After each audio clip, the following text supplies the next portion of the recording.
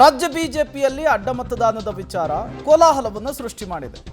ST. Somashekar ಅವರು ಮಾತನಾಡಿದ್ರು, ಅವರ ವಿರುದ್ಧ ವಿಜಯೇಂದ್ರ ಅವರು ಮಾತನಾಡಿದ್ದಾರೆ.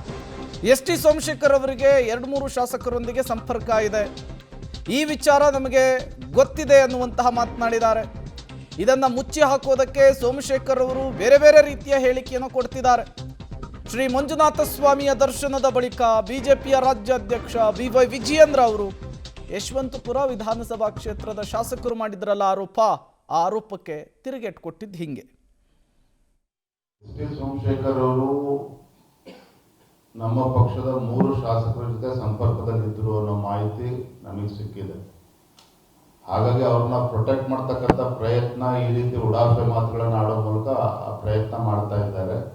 ಬರುವಂತ ದಿನಗಳಲ್ಲಿ ಗೊತ್ತಾಗ್ತದೆ ಎಲ್ಲ ವಿಚಾರ. ಎಸ್.ಟಿ. ಸೋಮಶೇಖರ್ ಅವರು ನಮ್ಮ ಪಕ್ಷದ 3 ಶಾಸಕರ ಜೊತೆ ಸಂಪರ್ಕದಲ್ಲಿದ್ದರು ಅನ್ನೋ ಮಾಹಿತಿ ನಮಗೆ ಸಿಕ್ಕಿದೆ.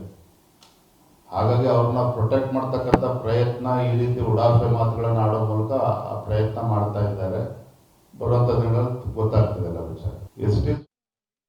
ಎಸ್.ಟಿ. ಸೋಮಶೇಖರ್ ಅವರು ಒಂದು ಆರೋಪವನ್ನು ಮಾಡಿದ್ರು, ವಿಜಯೇಂದ್ರ ಬಣವನ್ನು ಸೋಲಿಸುವುದಕ್ಕೆ ಆರ್ ಅಶೋಕ್ ಬಣವನ್ನು ಸೋಲಿಸುವುದಕ್ಕೆ ವಿಜಯೇಂದ್ರ ಅವರೇ ಕ್ರಾಸ್ ವೋಟಿಂಗ್ ಮಾಡಿಸಿದ್ರು ಅಂಥೇಳಿ.